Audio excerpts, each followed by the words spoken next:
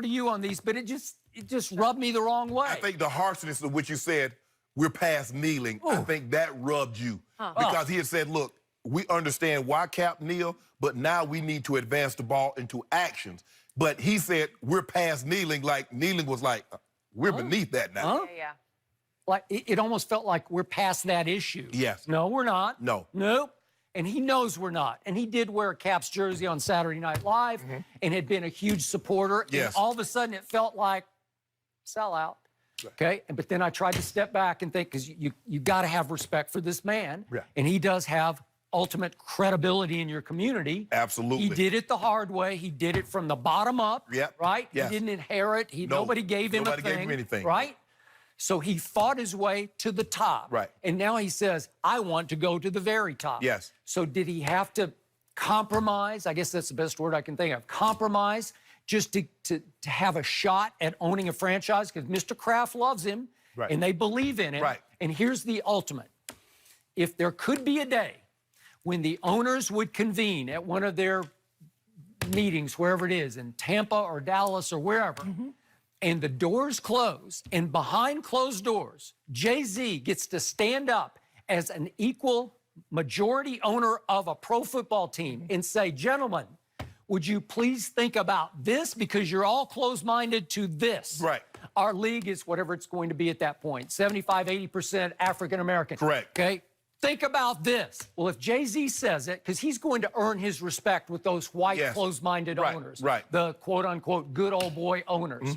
Well, maybe he could open a door in somebody's head, like, oh, I had never thought of it that way. Oh, you make a point.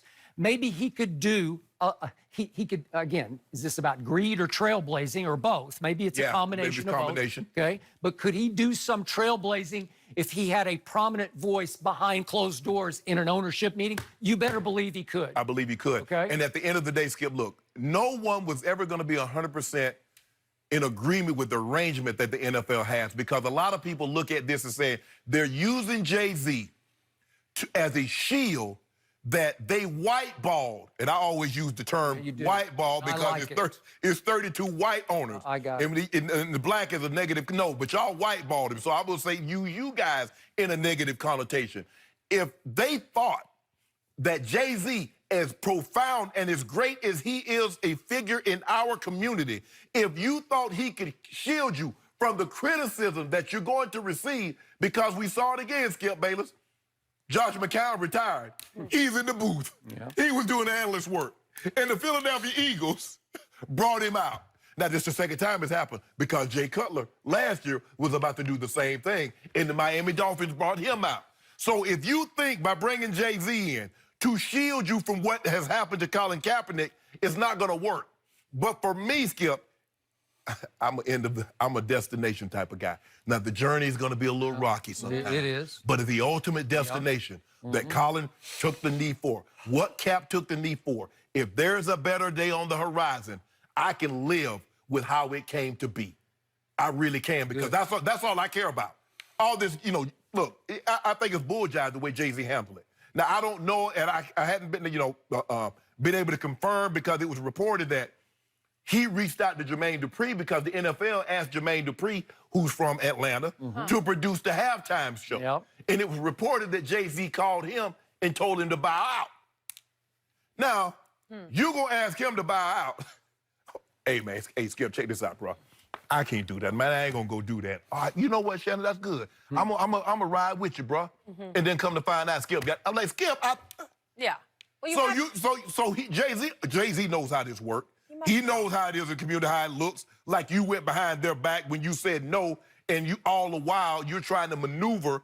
Maybe he was trying to maneuver himself into a more favorable position that would give him a little more leverage, because it's like, look, guys, I don't know if you can get a guy that's any more respected in the African-American community than I am, that have the assets that eventually I could be an owner. But all I care about is that why Cap took the knee and the issue getting resolved. And if Jay-Z can advance the ball further than what it is right now, I can live with it. If anybody can, I believe he could. Now, one last point, back to Kaepernick, Eric Reid, Kenny Stills. Sure. I still admire the guts and courage that it's taken for all three to continue to fight. Sure. But two of those three got huge, I think, collusion settlements from the National Football League. And one of those three still, or two of those three, still collect checks from the National Football League. So you brought up the word hypocrisy. Usually when you get a collusion settlement, as I think reportedly Kaepernick and Eric Reid got, you have to sign a non-disclosure. Okay? That means that you can't talk publicly about it. You have to cease and desist, right? You take your money, and I don't have any idea what the money was because we've had wildly different... From 1 to 5 million to 80 million. 80 million. I have no idea. Then the final report came from the Wall Street Journal and said they combined got less than 10 million. I don't know. Still, that's pretty good money.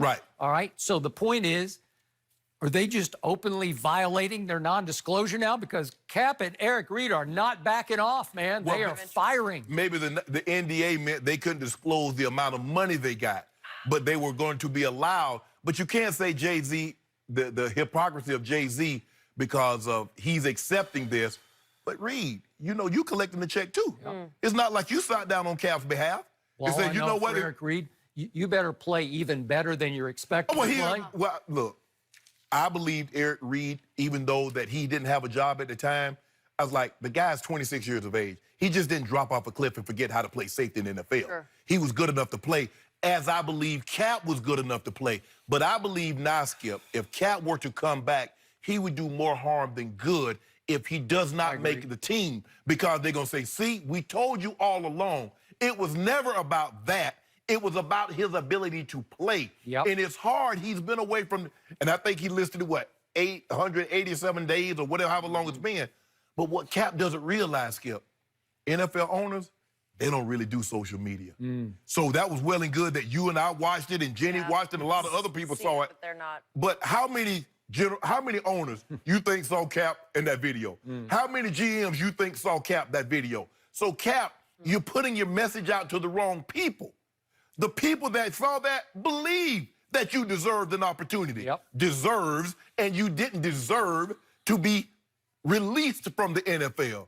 But you're speaking to the wrong people. And again, Skip, it's me, it's Eric Reid, it's everybody else speaking on Colin Kaepernick's behalf. But at some point in time, Colin Kaepernick's going to have to take a stand for himself and speak for himself. I understand this enigmatic personality where he's perceived like... It's mystique. Yeah, like, oh, man, when is Cap going to speak? You know, he pops up a video here and Eric Reid says something there and Shannon Sharp gets on television and defends him over here.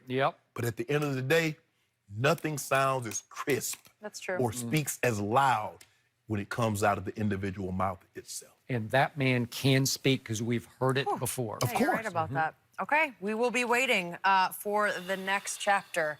And that we are going to move back onto the field. Antonio Brown.